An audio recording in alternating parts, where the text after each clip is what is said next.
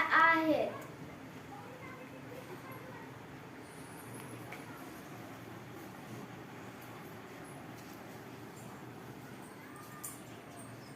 हे पहा, आम्ही अशा प्लास्टिकच्या पिशव्या वापरतो.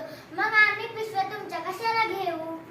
प्लास्टिक पिशव्यापासून धोका आहे माणसांना आणि जनावरांना, म्हणून सरकारने याच्या बंदी घातली आहे. हे पहा, आम्ही अशा कागदी पिशव्या वापरतो आणि ह्याच्यापासून कोणालाच धोका नाहीये. मग आम्ही तुमच्या कापडी पिशव्या का वापरू? ह्या पिशव्यांमध्ये जड वजन टाकलं की ह्या पिशव्या फाटतात.